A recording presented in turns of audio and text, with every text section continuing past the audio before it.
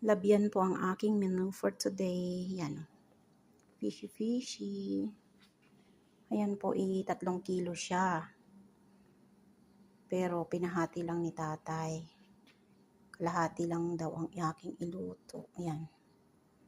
Guys, yan. Ang ilalim po niyan ay kamatis na ini-slice. Tapos sibuyas. Tsaka yan, patatas.